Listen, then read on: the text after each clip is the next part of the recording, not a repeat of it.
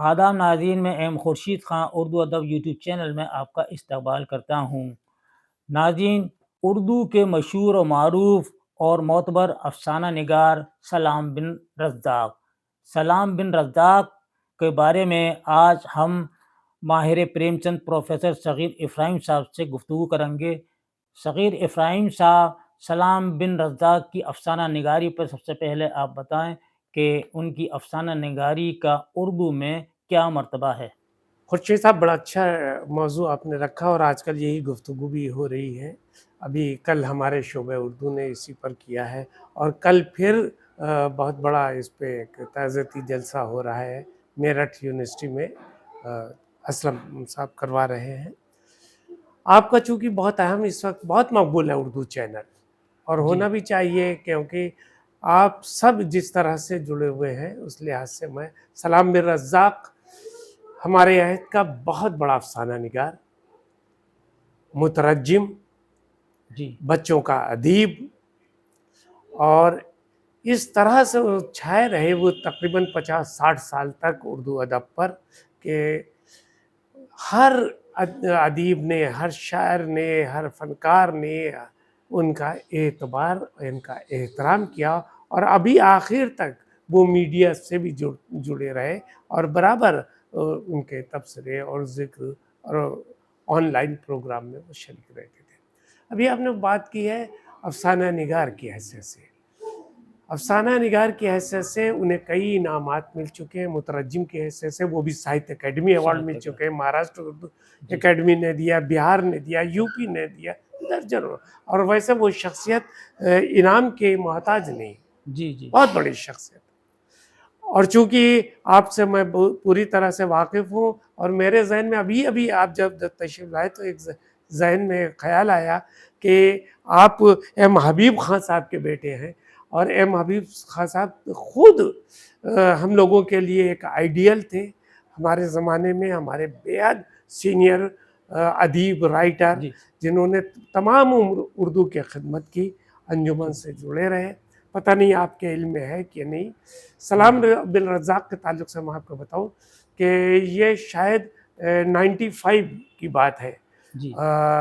95 میں ہمارے یہاں چیئرمین تھے شعبہ اردو کے پروفیسر نعیم احمد صاحب۔ نعیم احمد صاحب نے اردو مراٹھی ادب کے اوپر ایک بالکل نئے انداز سے ایک سیمینار، ہم نہیں بلکہ ورکشاپ انہوں نے کرایا تھا جولائی کے آخری ہفتے میں تھے۔ تو مراٹھی ادب، ایسے بنگالی ادب کو بھی انہوں نے لیا تھا اس کے، لیکن یہاں پر میں چونکہ آپ کے تعلق سے مراٹھی ادب کے تعلق سے بتانا چاہتا ہوں، دو بڑے اہم ادیب آئے ہوئے تھے بامبے سے، پروفیسر معین الدین جینا بڑے صاحب اور سلام بن رزاق صاحب۔ سلام بن رزاق صاحب کے ساتھ تعلق رہا، پروفیسر انصار اللہ صاحب سے وہ گفتگو کر رہے تھے، یعنی ہمارے ورکشاپ کے شروع ہونے سے پہلے ہی۔ تو انہوں نے کہا، انصار اللہ صاحب نے پوچھا بھی ان سے کہ آج کل کیا چل رہا ہے گفتگو، تو اسی پر باتیں ہو رہی تھی مراٹھی کے اوپر اور کوکنی کے اوپر، کیونکہ ان کی کوکن زبان بھی تھی۔ تو اس پہ یہ ہوا کہ دکنی ادب کے تعلق سے، انصار اللہ صاحب دکنی ادب کے تعلق سے کر رہے تھے، تو دکنی اور کوکن اور مراٹھی کا ایک بہت قریب تعلق ہے، بہت پرانی بات ہے جو میں ذہن میں آ رہا ہے۔ تو انہوں نے کہا کہ ٹھیک ہے، آپ صغیر میاں کے ساتھ، انصار اللہ صاحب نے کہا سلام بن رزاق صاحب سے کہ آپ غریب خانے پہ تشریف لائیے، اور انہوں نے کہا صغیر میاں، انہوں نے کہا یہ تو آپ کے گیسٹ ہاؤس کے پیچھے میڈیکل کالونی میں رہتے، اس وقت میں لیکچرر تھا یہاں پہ۔ تبھی دوران گفتگو یہ بات ابھری تھی کہ انصار اللہ صاحب نے ہی بتایا کہ بھائی آج کل تو وہ ایم حبیب خان علی گڑھ آئے ہوئے ہیں، چھٹی پر آئے ہوئے ہیں، جب یہ ورکشاپ چل رہی تھی۔ تو انہوں نے کہا میں تو ان سے ضرور ملوں گا، سلام بن رزاق صاحب نے، کیونکہ انہوں نے اس لحاظ سے کہ بہت کام ہے آپ کے والد محترم ایم حبیب صاحب کا۔ جولائی کے آخر میں وہ آئے تھے علی گڑھ۔ جی، اچھا، ہاں۔ تو پھر وہ انصار اللہ صاحب اور یہ لوگ گئے، اور پھر گفتگو کئی دن تک ساتھ رہی۔ آپ نے سوال کیا، دیکھیں یہ ایک بات آ گئی کہ کیسے سلسلہ رہتا ہے، آپ کے والد محترم کا جن کا ہم لوگ بےحد احترام کرتے ہیں، مابی خواہ صاحب کا، خود آپ کا، پھر آپ کا بیٹا پھر آج جو میڈیا سے اردو ادب چینل کو جس خوبی سے چلا رہا ہے وہ بہت اچھا ہے۔ سلام بن رزاق کی خوبی یہ ہے کہ وہ انہوں نے 1962 سے ادب میں داخل ہوئے۔ ان کی پیدائش تو 1941 ہے، لیکن ادب میں وہ داخل ہوئے 1962 کے بعد، اور آہستہ آہستہ ادب پر چھا گئے۔ مراٹھوال کے رہنے والے تھے، مہاراشٹر کے، اور تمام عمر انہوں نے مہاراشٹر میں ہی گزاری۔ سرکاری ملازم تھے، اسکول کے ٹیچر تھے، ترقی کرتے ایجوکیشن سے وابستہ تھے، پرنسپل کی حیثیت سے ریٹائر ہوئے، اور تمام چیزوں کو بہت غور و فکر سے، ہم صرف آپ کو اپنے چند ملاقات کا ذکر کرنا چاہتے ہیں، اس سے آپ دیکھیے۔ ابھی تو میں نے آپ کو کیا کہ پہلی ملاقات جو ہوئی تھی وہ ہمارے ان سے، ورنہ ہم ان کو صرف پڑھتے رہتے تھے۔ پھر اس کے بعد ہی 2004 میں ایک بہت بڑا بامبے میں سیمینار ہوتا ہے کرشن چندر پر۔ ان کے دوست، سلام بن رزاق کے دوست، حالانکہ بہت چھوٹے تھے، ساجد رشید صاحب، وہ وہاں کے مہاراشٹر کے اردو اکیڈمی کے کرتا دھرتا تھے، اس کے سیکریٹری تھے۔ انہوں نے اس کو ارینج کیا تھا، جس میں سلمیٰ آپا موجود تھی، اور جس کے بہت بڑے بڑے وارث علوی جس میں آئے ہوئے تھے۔ ہم علی گڑھ سے، ہم اور طارق چتھاری گئے ہوئے تھے، اور وہاں پر یہ سیمینار۔ تو سلام بن رزاق نے ہم لوگوں سے درخواست کی تھی کہ صغیر بھائی آپ ایک آدھ دن پہلے آئیں گے اور ایک آدھ دن بعد جائیں گے، تاکہ ہم پورا مہاراشٹر آپ کو گھمائیں، صرف وہ بامبے نہیں، بامبے آپ دیکھ کے چلے گئے، میں اپنے کوکن کے علاقے میں لے کے چلوں گا، اور وہ کیونکہ ان کے ہاں جو کردار ابھر کے آتے ہیں وہ اسی طرح کے آئے۔ پھر ہم لوگ رہے وہاں پر، اور واقعی وہ شخص صبح دیکھیں آپ، ایک بڑے ادیب، ایک بڑے رائٹر کی عاجزی، انکساری، محبت، خلوص اور سادگی۔ صبح صبح وہ بس سے آ جاتے تھے، بہت دور وہ رہتے تھے، اور آ جاتے تھے، اور پھر ساتھ چائے پیتے رہتے تھے، اور شام کو رات میں بالکل جب وہ کہتے تھے اب میں جا رہا ہوں کیونکہ اب آخری بس ہے، وہاں سے اتنی دور مجھے جانا ہے، اب آخری بس، سب کہتے تھے ساجد رشید اور وغیرہ کہ سرکاری گاڑیاں ہیں، انہوں نے کرنا ہے۔ تو یہ ان کی سادگی، مزاج کی سادگی، اور یہی سادگی ان کے فن میں ڈلتی چلی گئی۔ انسان کی سادگی بہت کچھ ہوتی ہے۔ بعد میں پھر اگلے سال گیا، معین الدین جینا بڑے صاحب نے ایک سیمینار بامبے یونیورسٹی میں کرایا تھا، اور پریم چند پر وہ سیمینار ہوا تھا، اس میں بھی کرتا دھرتا سب کچھ سلام بن رزاق صاحب تھے، ہم علی گڑھ سے، ہم خورشید احمد صاحب، طارق چتھاری اور ہم سب لوگ گئے تھے، اور ایسا لگتا تھا کہ میزبانی کے فرائض سلام بن رزاق ہے۔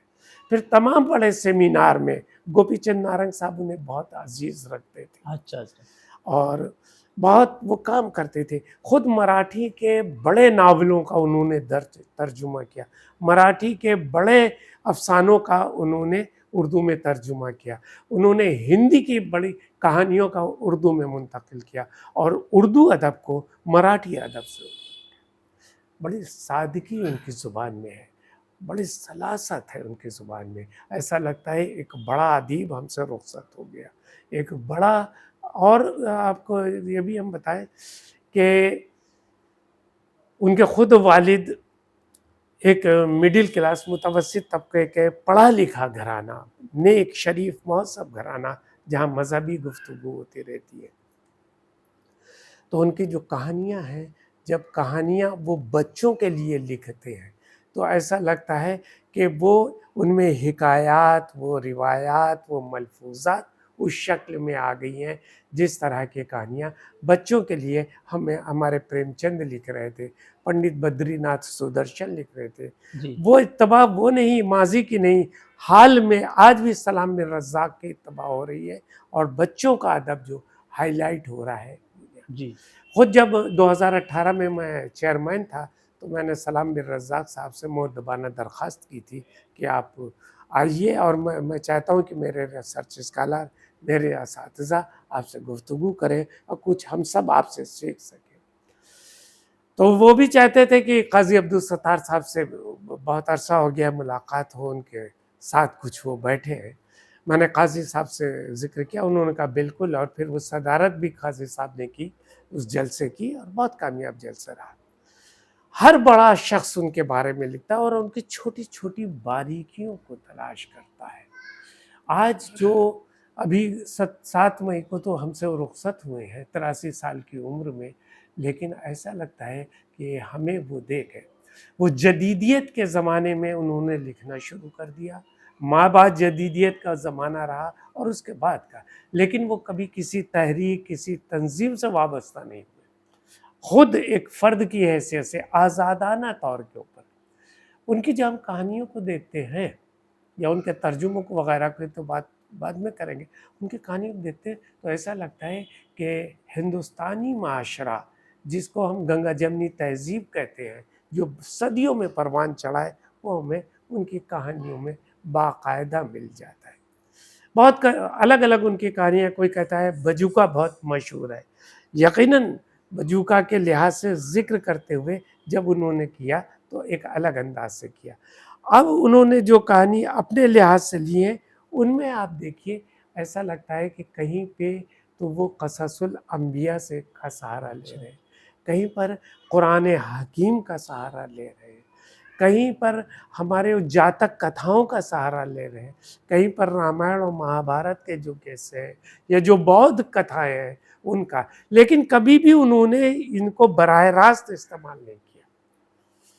صحیح ایسے بات ہے۔ سادگی سے کوئی بات جیسے سمجھاتے ہوئے کہانی میں کہہ رہا ہو، اس طرح سے بات وہ کہہ دیتے ہیں۔ ایک چھوٹی سی کہانی میں ایک مثال پہ دے، جی آپ جی کچھ فرما رہے تھے جی۔ ہاں، یہ سلام بن رزاق صاحب نے 3 افسانے مجموعے شائع کیے ہیں، ان کے 4 چار کیے ہیں، 4 افسانے کیے ہیں۔ ہوتے ہیں۔ اچھا، ان کے جو کردار ہیں وہ نچلے طبقے کے لوگوں کے خاص جگہ دیتے تھے، یہ ان کے اندر خاصیت تھی۔ ہاں، اس کے علاوہ ان کی کہانیوں میں کوئی خاص بات ہے جو آپ کے ذہن میں آ رہی ہو؟ دیکھیں، ان کی کہانی کی سب سے بڑی خوبی یہ ہے کہ جو فضا، جو ماحول وہ اپنے کہانی کے یعنی پلاٹ کے ذریعے بنتے ہیں، وہ کوئی ٹریڈیشنل نہیں ہوتے ہیں۔ جی جو روایت چلی آ رہی تھی کہ یہ پلاٹ ہوگا، یہ فضا ہوگی، یہ ماحول ہوگا، یہ اس طرح سے سب چیزیں ہوگی۔ 4 افسانوی مجموعوں کے علاوہ بھی بہت سے ان کی کہانیاں ہیں جو یقیناً ابھی ہیں۔ پہلا ان کا ہے ننگی دوپہر کا سپاہی، اچھا وہ 1977۔ دیکھیے آپ، عنوان سے فکشن میں عنوان کی بڑی اہمیت ہے، جی جی افسانے میں بہت ہے۔ عنوان یہی ان کی ایک کہانی بھی ہے جس کو انہوں نے ننگی دوپہر اچھا کا سپاہی۔ سپاہی ایک تو چیز آپ دیکھیے کہ سپاہی، اور وہ بھی ننگی دوپہر، تپتی ہوئی دھوپ نہیں کہی، کڑی دھوپ نہیں کہی، ننگی دوپہر کا سپاہی۔ اور اس طرح سے ان کا دوسرا افسانوی مجموعہ ہے معبر، جو 1987 میں شائع ہوا۔ 2001 میں ان کا افسانوی مجموعہ آیا ہے شکستہ بتوں کے درمیاں، اچھا یعنی عنوانات کو دیکھیے۔ اور پھر ان کا آخری مجموعہ آیا تھا 2012 میں، زندگی افسانہ نہیں ہے۔ تو یہ چیزیں جو ہیں، جو آپ جو ذکر کر رہے تھے جی کہ وہ اپنی کہانی کو اپنے آزادانہ طور پر ترتیب دیتے ہیں۔ کہیں سے کوئی واقعہ، آپ نے کہا کہ نچلے طبقے، متوسط طبقے، ایسا نہیں، انہوں نے اعلیٰ طبقے کو بھی پیش کیا ہے، لیکن حقیقت سے وہ بہت قریب کہانیاں ہیں۔ وہ ایسا لگتا ہے کہ جس معاشرے کو بھی پیش کر رہے ہیں وہ معاشرہ ہمارے سامنے ہے۔ اور بڑے فنکار کی خوبی یہی ہوتی ہے کہ وہ چاہے وہ ای ایم فاسٹر کی ڈیفینیشن بیان کی ہوئی ہو یا کسی بھی نے کی ہو کہ اس کے لیے پلاٹ ہو، کردار ہو، زماں ہو، مکاں ہو، آغاز ہو، وسط ہو، انجام جی ہو، جی وغیرہ ہو، لیکن بڑے فنکار ان تمام چیزوں سے مبرہ ہوتے ہیں، آزاد ہوتے ہیں۔ وہ کہانی کو کس طرح سے ترتیب دیتے ہیں اور کس طرح سے ترتیب دینے کے بعد اس کو صفحہ کرتاس پر منتقل کر دیتے ہیں، یہ بڑی خوبی ہے۔ ابھی آپ نے جیسا ذکر کیا خورشید بھائی، بہت اچھا ہے کہ وہ جب بھی ہم کہتے ہیں کہ جیسے انہوں نے ایک ترجمہ کیا تھا ماہم کی کھاڑی، ایک اچھا ترجمہ مراٹھی کا ناول تھا، اور مراٹھی ناول کا ترجمہ ماہم، ماہم تو آپ جانتے ہیں مہاراشٹر کے بہت ہی جی اہم، جی اس کی بھی کھاڑی کا ذکر، عرب کی کھاڑیوں کا نہیں، ماہم کی کھاڑی کا ذکر، اور ان کو انہوں نے پھر اور ان کے ایک اور بہت مشہور ترجمہ ہے جو ہندی کہانیوں کا انہوں نے ہے، کام دھینو۔ کام دھینو۔ تو اس طرح کی چیزیں انہوں نے بچوں کا انہوں نے ادب جو لکھا ہے وہ بہت مشہور ہوا ہے، اور اس کے اوپر کورس میں سلیبس میں شامل ہوا ہے، اور ان کا ایک ناول بھی ہے، بچوں کا ناول بھی اس کا جی ہے ننھے کھلاڑی، جی ننھے یعنی سے۔ جسے بیحد، جسے امیتابھ بچن وغیرہ نے بہت پسند کیا تھا، بعد میں اس کو لیا۔ اور ایک چیز اور بھی میں جو کہ بتا دوں آپ کو کہ وہ بہت فلموں سے وابستہ رہے، لیکن کبھی ہائی لائٹ نہیں ہوتے تھے۔ تمام فلمی دنیا کے لوگ ان سے مشورے لیتے تھے، مکالمے کے اعتبار سے، کہانی کے اعتبار سے، فضا کے اعتبار سے، ماحول کے اعتبار سے، ایک طرح سے بڑے تمام ادیب اور اچھا فلمی دنیا سے وابستہ رہے۔ لیکن میں نے کہا ان کے یہاں بڑی سادگی، عاجزی، انکساری تھی، خلوص تھا، اور ان کی ایک صاف نیت تھی، اور وہ معاشرے کے لیے کچھ کرنا بھی چاہتے تھے، اور بڑے نازک مزاج تھے خورشید صاحب۔ ذرا سی بات بھی انہیں ناگوار گزرتی تھی تو اظہار نہیں کرتے تھے، او ہو لیکن جو لوگ ان کے قریب تھے وہ ان کے چہرے کے تاثر سے پہچان جاتے تھے کہ سلام کو یہ بات اچھی نہیں لگی۔ اپنے بچوں کو، اپنے بیٹوں کو، اپنے بیٹیوں کو، اپنے نواسوں کو، اپنے پوتوں کو بہت چاہتے تھے۔ آخری عمر میں بہت پریشانیوں میں مبتلا رہے وہ، لیکن کبھی بھی کہیں سے کسی کے آگے انہوں نے وہ ہاتھ ہی سو گیا ہے اچھا سرہانے دھرے، تو وہ کبھی کسی کے آج انہوں نے نہیں کہا، ورنہ بڑے ان کے دوست بہت بڑے بڑے لوگ تھے۔ تو یہی چیز انہوں نے کہا کہ اپنے معاشرے کو دیکھتے تھے۔ جی ایک کہانی کا ایک ذکر ہم آپ کو کر لیں کہ اس کے مثال دے دیں کہ ابھی جو آپ کہنا چاہتے تھے اس سے بھی، کہ ایک کہانی ان کی ہے، اور اس کہانی کو کیسے انہوں نے بنا ہے۔ اس کہانی کا عنوان ہے ایک جھوٹی سچی کہانی۔ کہانی کیا ہے؟ ایک جھوٹی سچی سچی کہانی۔ کہانی۔ ایک دم سے کہانی دیکھیے، کہانی کی بنیاد کیا ہے، یہی کہانی کی ڈیفینیشن ہے، یہی فکشن کی ڈیفینیشن ہے۔ اور ابھی آپ کو بتا دوں یہ بات سے، ابھی آپ جب تشریف لائے تو آپ کے ہی سامنے جاوید دانش صاحب کا جی جی کینیڈا سے فون آیا، اور میں نے جب انہوں نے بتایا کہ ایم حبیب صاحب کے بیٹے ہیں، ارے انہوں نے کہا ایم حبیب صاحب جب میں علی گڑھ میں پڑھتا تھا تو ایم حبیب صاحب کے تو بڑا ذکر تھا، اور پھر جب کبھی بھی میں دلی میں رہا تو ذکر ہے۔ اب کینیڈا سے وہ آئے ہیں، عمرہ کرتے ہوئے بھی آئے تھے تو کہہ رہے تھے۔ تو سبحان دیکھیں اللہ۔ آپ کے والد، یہ لوگ فکشن کو کیسے، داستان کو، قصے کو گڑھ دیتے جاوید دانش صاحب، جی اور کیسے اسٹیج پر بیٹھ کے، آج بڑے اسٹیج پر بیٹھ کے یہ قصہ سناتے ہیں، داستان سناتے ہیں۔ آپ کے والد محترم نے تو داستان پہ، قصے پہ بہت کام کیا جی ہے، جی تو وہ داستان سناتے ہیں، اور داستان سنانے کے اوپر اس طرح کے، میں اس وقت ہے نہیں، میرے پاس بہت سے ان کے ویڈیو ہیں، ایسا لگتا ہے چاہے وہ طلسم ہو، شبہ ہو، افراسیاب ہو، جی کسی کے بھی کردار کو وہ ڈالتے چلے جاتے،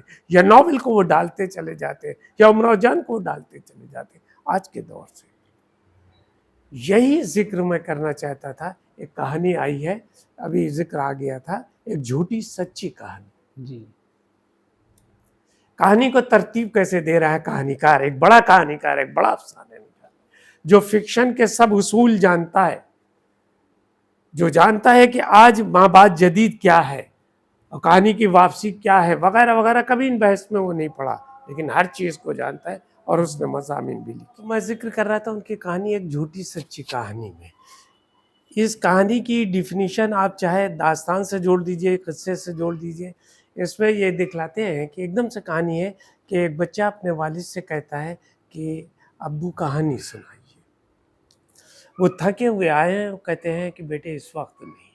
وہ بہت بزید ہوتا ہے تو پھر وہ ایک کہانی سناتے ہیں، اور وہ کہانی سناتے ہیں، اور اس کہانی میں اچانک وہ چھوٹی سی کہانی، 7 صفحے کی کہانی، اور وہ ماضی قریب سے ماضی بعید تک چلے جاتے ہیں۔